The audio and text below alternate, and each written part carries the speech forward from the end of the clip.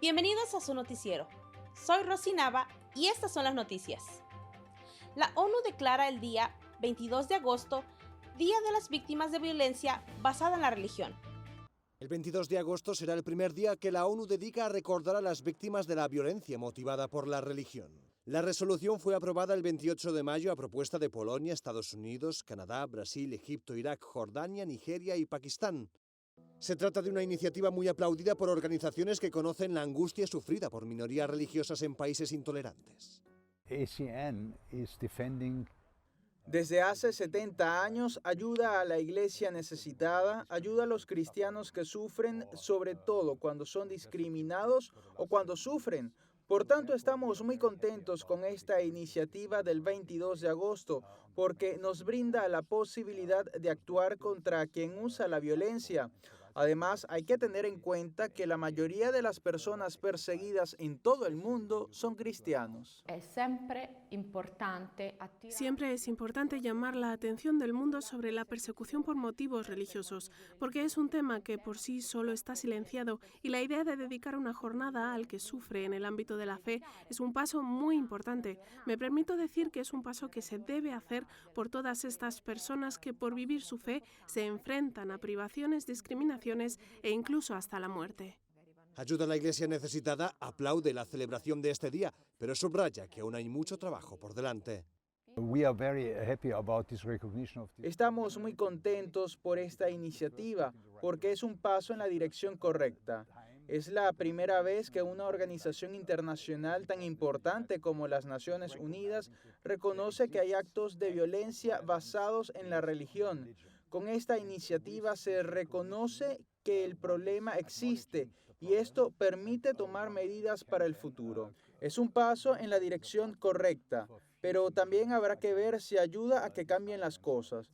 No deberíamos olvidar que organizaciones internacionales como las propias Naciones Unidas tienen el deber de proteger la libertad religiosa y de impedir la violencia. Por tanto, este 22 de agosto es una oportunidad perfecta para recordar a la comunidad internacional este deber. Ayuda a la iglesia necesitada calcula que 1 de cada 5 cristianos en el mundo viven en países donde hay persecución o discriminación religiosa. Todas estas personas que han sido víctimas de la violencia por motivos religiosos, no solo cristianos, serán recordados el 22 de agosto. El Vaticano y Vietnam iniciarán diálogo para desarrollar y profundizar las relaciones bilaterales y aspectos de la vida de la Iglesia en Vietnam. El Vaticano y Vietnam vuelven a sentarse para dialogar. Se trata de la 8ª reunión del grupo de trabajo entre la Santa Sede y la República Socialista de Vietnam, que se llevará a cabo en el Vaticano los días 21 y 22 de agosto. El encuentro tiene como objetivo desarrollar y profundizar las relaciones bilaterales. En particular, serán discutidos algunos aspectos de la vida de la Iglesia en el país, así como preguntas sobre el estado y la misión del representante pontificio residente en Vietnam y la visita del secretario de Estado del Vaticano, Cardenal Pietro Parolin, programado para el futuro cercano. Estos acercamientos oficiales comenzaron en octubre de 2016.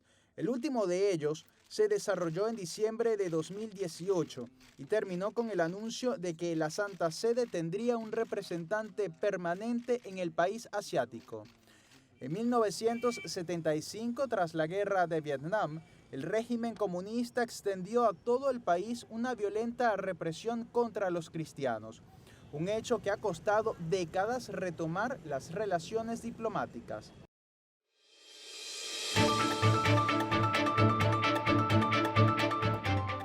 El expresidente de Brasil, Lula da Silva, cumple 500 días de cárcel sin pruebas de su culpabilidad. Hasta ahora, Lula da Silva fue declarado inocente en 2 acusaciones y condenado por 2 casos principales, que son los siguientes. Caso del triplés. El expresidente es acusado de ser dueño de un triplex en Guarujá, Sao Paulo, a pesar de no haber ningún documento que lo compruebe. Caso de la finca de Atibaia. Obra en remodelación de una finca en la ciudad de Atibaia, valorada en $300.000. En 2009 y 2014, por supuestamente haber favorecido a constructoras OAS, Shine y Odebrecht. Sin embargo, no hay pruebas que comprueben que la propiedad está a nombre de Lula, sino en nombre del empresario Jaco Bittar, quien es amigo del expresidente. Tampoco existen evidencias que comprueben acciones de Lula que favorecieron a las empresas en 2009 y en 2014, cuando el líder petista ya no ejercía funciones públicas. Fue condenado por 12 años y 11 meses por supuesto lavado de dinero y corrupción, multa de $115.000 por el caso Atibaya y el bloqueo de $4 millones en bienes del expresidente por el caso Triplex y la prohibición de ejercer un cargo público por 25 años y 10 meses. El Banco de Chile tomó la decisión de cambiar a ejecutivos por máquinas que hagan más de 30 tareas. En total, cerrarán 33 sucursales. Conforme a lo publicado por el Diario Financiero, serán 33 las oficinas que cerrarán puertas este año. Todas pertenecen a la división Credit Chile. Reincorporaciones de trabajadores a otras divisiones y planes de retiro hacen parte de este proceso de automatización que contempla la instalación en sedes de máquinas de autoservicio que incluyen más de 30 funcionalidades que antes hacía un ejecutivo de atención al cliente. Productos como los créditos y otros de carácter más personalizado seguirán en manos de los ejecutivos. La medida comenzará a aplicarse durante las próximas semanas y continuará replicándose en el año 2020. En Venezuela, el retorno a clases hace que los padres de familia busquen soluciones creativas para proveer de útiles escolares a sus hijos. El inicio de actividades escolares para muchos niños en Venezuela, a pesar de la situación que atraviesa el país, está lleno de motivación y alegría. Para los familiares de los infantes, afrontar cada año de clases significa un gasto importante, puesto que contempla proveer útiles, libros, uniformes y morrales. La Voz de América pudo constatar cómo madres venezolanas incluso realizan trueques para completar la extensa lista escolar solicitada en los planteles. O los cambiamos, a veces los cambiamos, los intercambiamos unos con otros. ¿Qué más vamos a hacer? Bueno, he prestado libros, le he arrancado las hojas usadas, los cuadernos del año pasado para poderle darle este año a los niños. Otras resaltan lo difícil que es lograrlo. Pero es un esfuerzo, diría yo, sobrenatural. Porque si una familia, los dos trabajan y tienen un sueldo mínimo, ni siquiera así pueden cubrir los gastos escolares. Desde el punto de vista comercial, vendedores relatan cómo han disminuido las ventas. Preguntan mucho, pero son muy pocos los que están comprando por la misma inflación que tenemos. Pero con el sueldo que ganamos, a mucho no nos alcanza pues para comprar una lista escolar.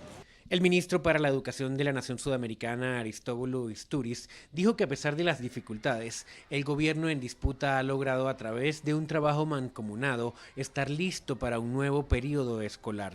Álvaro Algarra, Voz de América, Caracas.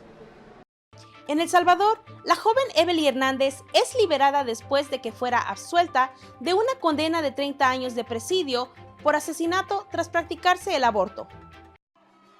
Triunfo para los derechos de la mujer en El Salvador. Evelyn Hernández ha sido absuelta por la justicia salvadoreña tras ser juzgada por presunto homicidio. Víctima de una violación, la joven de 21 años sufrió un parto extrahospitalario en su domicilio en el que el bebé nació muerto el 6 de abril de 2016. Acusada de abortar, pasó entre rejas 33 meses antes de obtener la libertad condicional en el pasado mes de febrero. Tiempos ha sido duro para estar ahí adentro, saber cómo me acusaban de algo que yo era inocente, y también les pido que también hay muchas muchachas que hay adentro para que pronto salgan. El nuevo juicio realizado contra la joven fue el primero para un caso así en Centroamérica. Allí los fiscales han perseguido de manera agresiva casos contra mujeres que han sufrido abortos espontáneos u otras emergencias obstétricas, acusándolas de asesinato. Entonces no podemos seguir permitiendo que esto pase.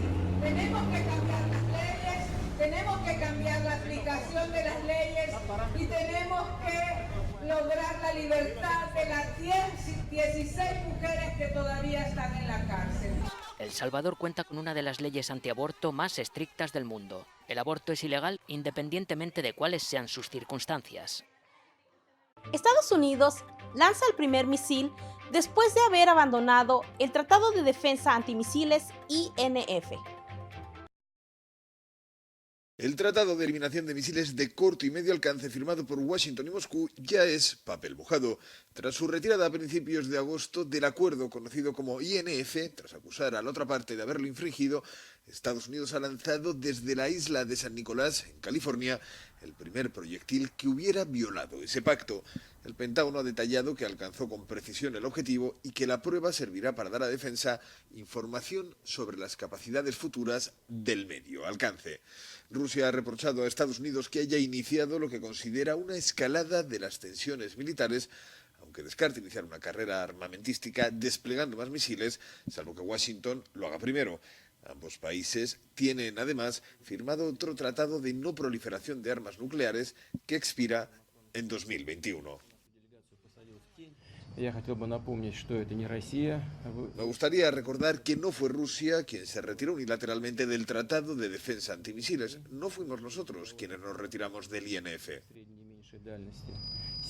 En la agenda sigue pendiente la cuestión de la prórroga del Tratado sobre Armas Ofensivas Estratégicas, el START. Hasta ahora no hemos visto ningún tipo de iniciativa por parte de nuestros socios estadounidenses, incluso aunque nuestras propuestas estén sobre la mesa. El INF fue suscrito por Mikhail Gorbachev y Ronald Reagan en 1987 y obligaba a los firmantes a la destrucción de los misiles balísticos y de crucero lanzados desde tierra que alcanzaran entre 500 y 5.500 kilómetros. El Alto Comisionado de Naciones Unidas para los Refugiados pide a la comunidad internacional que apoye a los países vecinos de Venezuela para hacer frente a la crisis migratoria. Personas que duermen a la intemperie, mujeres embarazadas buscándose la vida en los semáforos. El drama del éxodo venezolano preocupa desde hace tiempo a la comunidad internacional. El alto comisionado de la ONU para los refugiados volvió a advertir sobre la gravedad de la crisis tras una visita este fin de semana en el norte de Brasil, uno de los países que recibe a muchos migrantes. No podemos dejar que los países de la región afronten solos las consecuencias de la crisis venezolana. Hago este llamamiento desde aquí para mostrar mi compromiso, pero seguiré pendiente en los próximos semanas y meses. Hay que intentar reunir más apoyo internacional para responder a la crisis. Naciones Unidas estima que unos 4,3 millones de personas han salido de Venezuela huyendo de la pobreza y de la crisis económica. Según las autoridades brasileñas, unos 500 venezolanos cruzan a diario la frontera hacia Roraima, uno de los estados más pobres del gigante sudamericano. La ONU alertó también sobre los roces entre los migrantes y la población local. Tenemos que afrontar los problemas en zonas donde hay muchos venezolanos, en comparación con la población local, y la presión es grande. Tenemos que asegurarnos que la tensión no se convierta en xenofobia o en violencia contra los refugiados, o en enfrentamientos entre los migrantes y la población local. Eso sería muy malo. El éxodo venezolano es considerado ya como una de las peores crisis migratorias de la historia en América Latina, por imágenes como estas. Tomates, berenjenas y zanahorias crecen en los campos de cultivos urbanos instalados en los techos de la ciudad de Nueva York. Ante sus pies se extiende el campo y a lo lejos se alza la Estatua de la Libertad. Este es el lugar de trabajo de un agricultor urbano en Nueva York. En las alturas crecen zanahorias, berenjenas, tomates, pimientos o lechugas. Del tejado a la mesa. Esa es la idea tras este proyecto. Este campo de cultivo de 140.000 metros cuadrados es el más nuevo. Es el tercero que instalamos en 10 años. Y la empresa es rentable. Cada año se cultivan 36 toneladas de verduras orgánicas para surtir supermercados y restaurantes. La tierra es una mezcla de abono orgánico y arcilla, que almacena bastante agua. Un método práctico para el riego y también para no sobrecargar el sistema de desagüe en Nueva York. Los tejados aislados representan una gran parte de la superficie en la ciudad, así que el agua de la lluvia fluye directamente a la canalización. Mediante sitios como este se pueden absorber millones de litros de agua. La agricultura urbana es todavía un nicho, pero el sector se extiende rápidamente. También la firma Grange tiene aún muchos tejados por cultivar en Nueva York.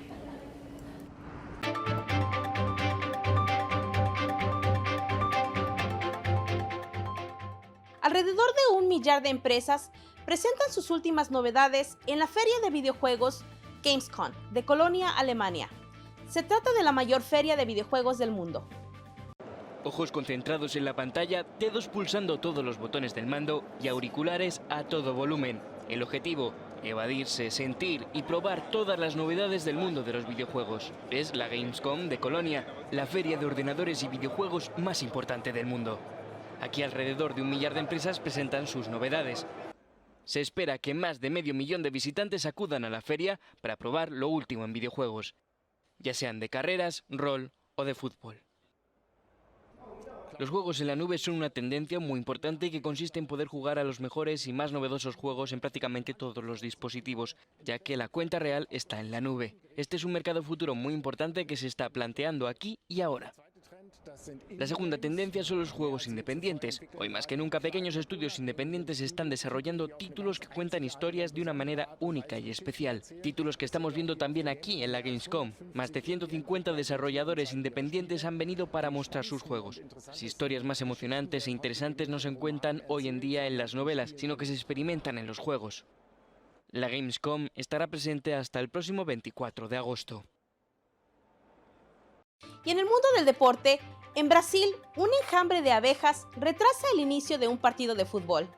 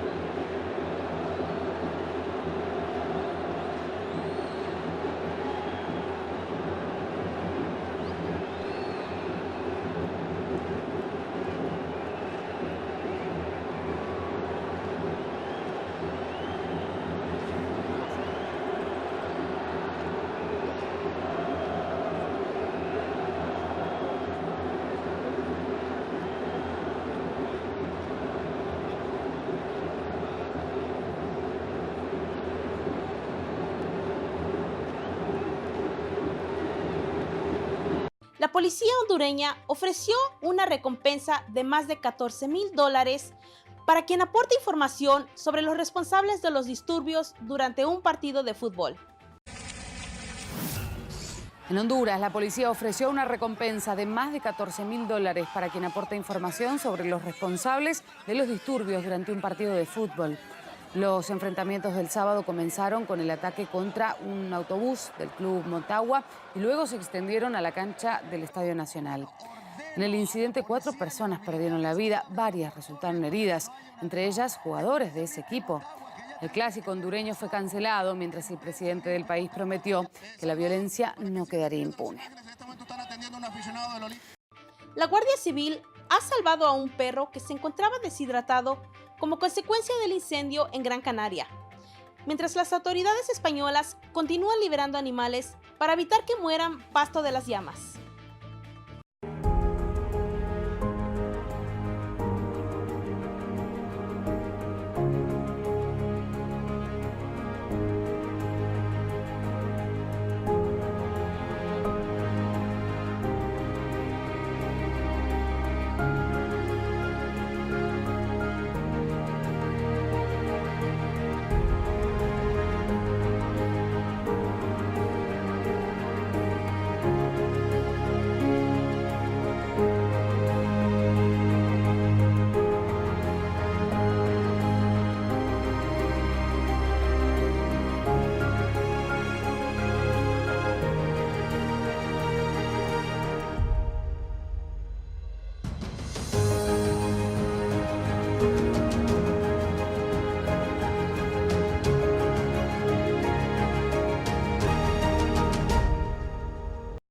Gracias por su sintonía. Los invitamos a que nos sigan en nuestras redes sociales, Roku TV y Amazon Fire. Gracias y que Dios les bendiga.